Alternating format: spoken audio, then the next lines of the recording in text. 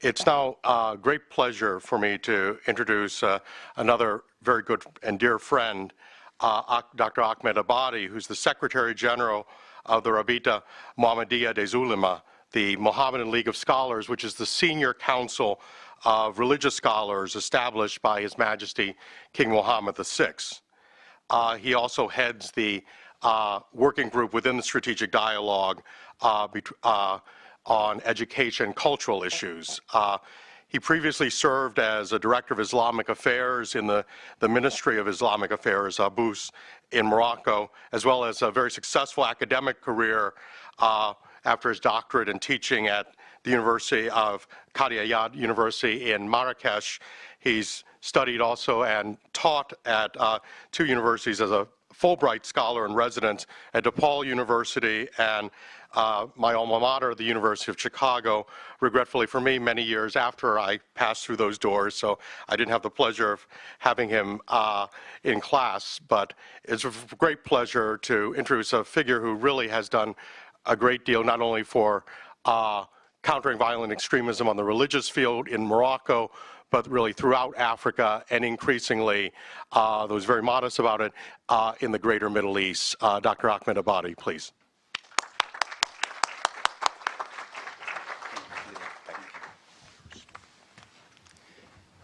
Thank you, everybody. It's such an honor to be here today to tackle this intricate subject, given the fact that the dynamics of the spreading of any given discourse have tremendously changed over the last years. So the dynamics are not anymore what they used to be. And now, the most rapid spread of violence and hatred we do witness is the one which is happening in the Middle East through Daesh. This is the way I like to call him. This movement tried to hijack four major things. The most important hijacked matter was religiosity itself. And the second matter was the dream of unity. The third matter was the dream of dignity. And the fourth matter was the dream of purity. The dream of purity started in the region back in 1900, when some strategic approaches led to the adoption of a new state in the region, which is the Saudi, which is also allied with Muhammad ibn Abdul Wahhab at the time. And the dream that was brandished at the time is purity, which gave the impression that things would be directed towards some venues of scholarship that would save the Muslim world from the scattered madhab issue. And this was adopted by everybody, and this became a dream. The dream that was then translated by Salafism and also adopted by movements in the region such as the Ansar Sunnah in Egypt and other movements in the region. This dream of purity was not a Sunni specificity. It was also a Shia claim, because they also were claiming the bringing back of the religious practice to purity, which is the knowledge of the descendants of the Prophet. So then there was a new arena of fight. Everybody was claiming that they are the ones who would realize this purity. In 1924, the Ottoman Empire collapsed, and many countries in the region found themselves as orphans. And since decisions were taken in Astana, Istanbul, Astana at the time, every decision was made there. And it was sent through farmans, which are like circulars that were received by the pashas in the region and then implemented. This dynamic disappeared all of a sudden, and people in the region found themselves in the situation of orphans. So the dynamic that was triggered is looking for a father again, rebuild the Khilafah without thinking about the ways to build and to rebuild, more precisely, this Khilafah. This was a dream of unity. This dream also was adopted by some other movements. The Muslim Brotherhood, Ikhwan Muslimin in Egypt, 1929, 26, and then 29, more officially, claimed that they will build up the unity in the region by rebuilding the Khilafah. Hizb Tahrir in the region as well. And this became also a dream in the region. The third dream was the dream of dignity. People were witnessing the wasting of the resources in the region without having any part, any share of that. This was what triggered many movements in the region, and the dream of unity was not a specificity of Islamists. It was also Pan-Arabism, because Pan-Arabism was given a new alternative of unity through rebuilding the larger Arab states in the region. And this dream was then spent, was then tackled in many other ways. I'm saying all this to say that Daesh now is trying to recollect all those energies, all those dreams, and brandish them as being theirs. Because people in the region were left with many disappointments. Those who brandished the slogans of unity did not realize it. Those who brandished the slogans of dignity did not realize it. Those who brandished the slogans of purity conducted the region to some very rigid comprehensions of the text, omitting the context. And this was an evidence for everybody in the region. Daesh transcended this by claiming that it is dealing with individuals. It is not selling out chimerious dreams anymore. You are unmarried, come to me. I'll marry you to the most pious and beautiful lady in the world. You are without a job, come to me, I'll make out of you the head of intelligence in Daesh. You are not educated enough, come to me, I'll make out of you a scholar, a true one, a pure one. So dreams of purity, dignity, and also unity were there offered, and Daesh is here to stay and to expand. This is how they would say it. They joined and made the junction with all this by approaching the communication matter by a very high proficiency. And now the true war is going on the fibers of internet, on the psyches. If we do not get this, this would mean simply that we did not get it. We are not fighting in the true arena. We are not raising the true issues. And this starts from deconstructing the discourse of Daesh to understand why this discourse has all this impact on the recipients of this discourse. They've developed some repetitive items which they use as a rifle that they use to shoot the brains and the psyches. And it's very rapid and very efficient in the same time. One, they would raise the issue of the conspiracy, Occidental conspiracy to scatter the Muslim world. And we are here to overcome. We are here to realize the unity of the Muslim world. While the Occident is gathering, the United States of America, the European Union, the Benelux, they are scattering us. And our governors are not doing anything to fix it. So we will do it ourselves. Come and help us doing so. 2, colonialism. 3, the issue of Israel. 4, double standard. 5, the Iraqi, Afghani, Burmese, Central African cocktail, name it. 6, the humiliation on the net and on the movies and medias and so on. 7, the draining of wealth. 8, the value system infiltrations. We need to do something about that.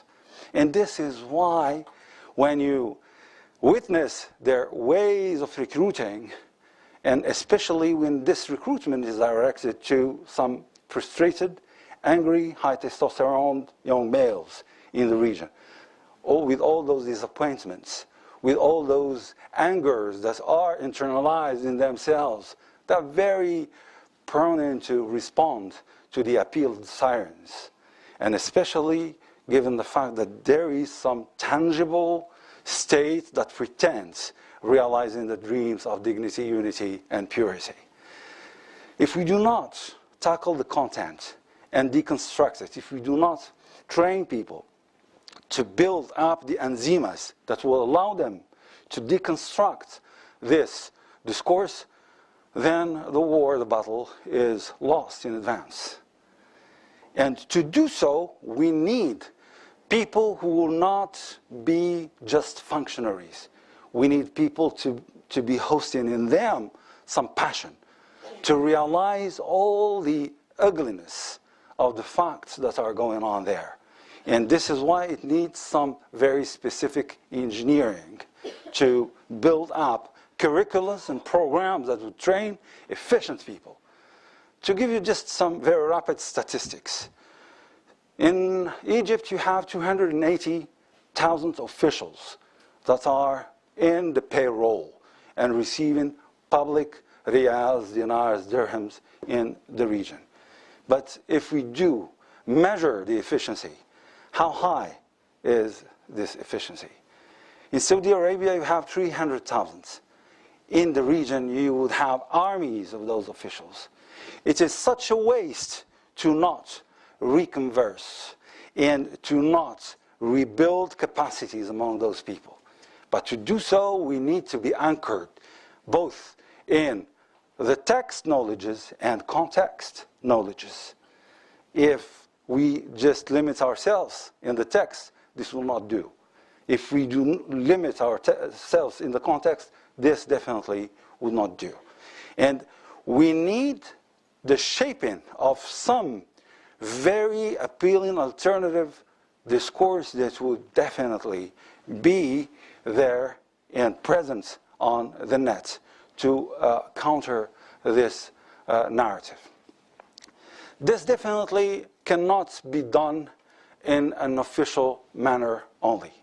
It needs to go and dig for the roots.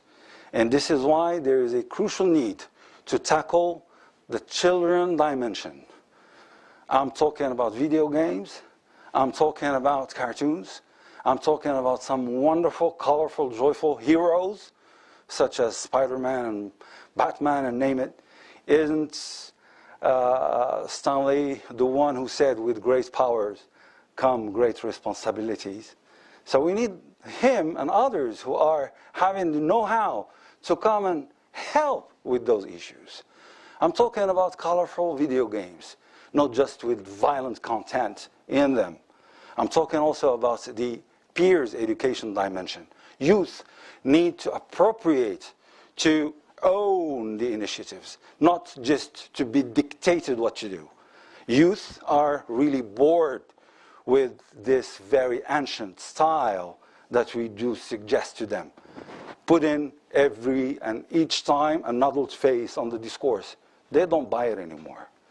So we need to have some very empowered icons, youth people who would definitely own the initiatives and trigger some peers education and peers initiatives to be there and influence and efficient on the region. Also, the curriculums in the trainings.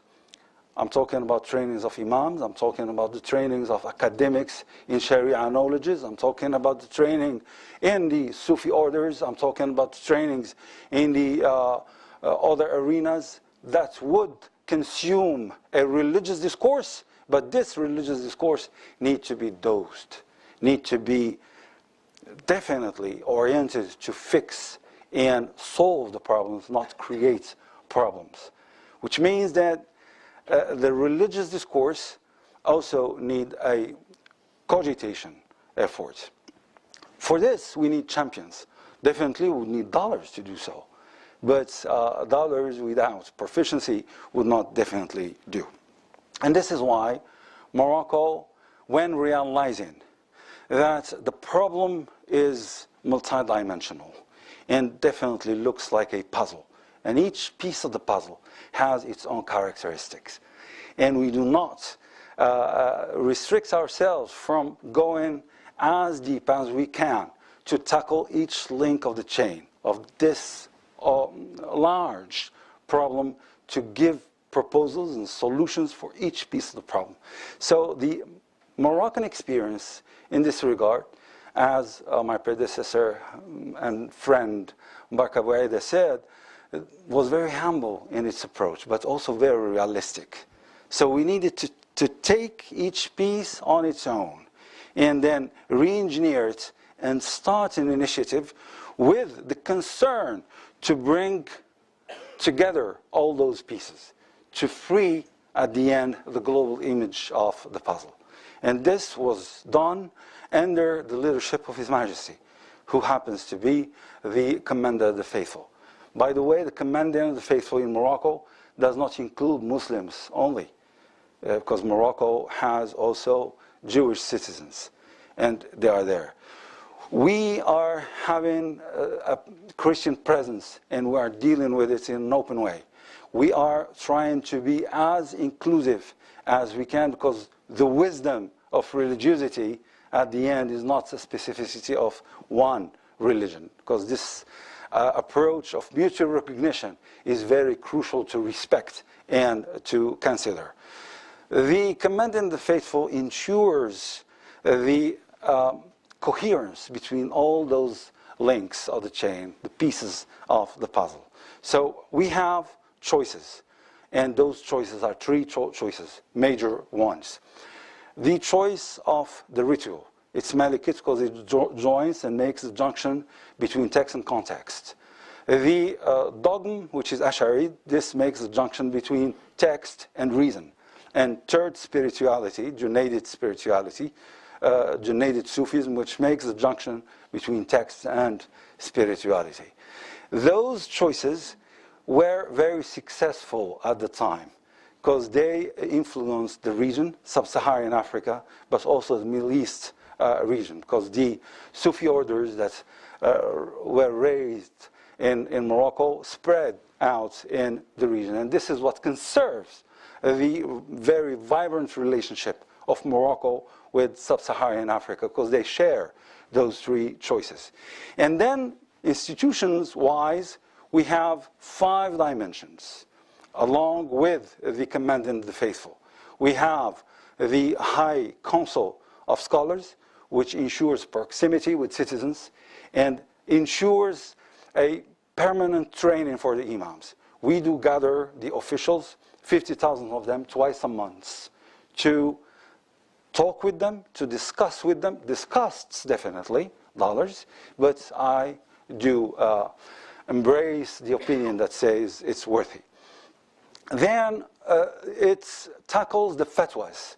And in Morocco, we do differentiate between fatwa and irshad. Irshad is talking about the prayer, fasting, and pilgrimage. This is in the books, and you are just bringing it up again. But fatwa is something which is new and requires ijtihad. And if it is not governed in a dosed manner, this may generate some chaos out there. So this is the first dimension besides the Commandant of the Faithful. The second dimension is cogitation and reflection and research. This is ensured by the institution I have the honor to moderate, which is the Rabita Muhammadia of Scholars. We have 15 centers of research and 5 special units that do research in specific domains such as addiction, such as combating violence, extremism, and so on. And peers education and producing cartoons. We are not just claiming we're trying to do some tangible and some factual deliverables. The third dimension would be the training of scholars and imams. I'm talking about Al-Qarawiyyin University. I'm talking about Dar al-Hadith. I'm talking about the new center of training imams. And I'm talking about building capacities in those domains. The fourth dimension would be the Sufi orders. Because there is a risk for us in Morocco and in the region of some infiltrations that would have a political nature, but would use the proximity in the approach of the respect of descendants of the Prophet that the Sufi orders do to infiltrate some other dimensions of Shi'ism or pro-Shi'ism in the region, which would definitely disturb the equilibrium in the region. I am with the opinion that says that there should be some mutual respect between those branches of Islam and some mutual recognition between those branches of Islam, but with the total respect of the specificities of each one of them. The last but not least dimension would be the dimension of trying to ensure this coherence and harmony between those components. And this is the major role of the Commandant of the Faithful. This is what His Majesty does and directs to be done in the country. We are not in the status that we could declare that we crossed the Rubicon yet. But what we can claim is that we are tackling it. We are aware, as my friend, Deputy Minister Mubarak Abu said, that this is quite intricate and amalgamated matter, but we are confident that we shall overcome. Thank you for your attention.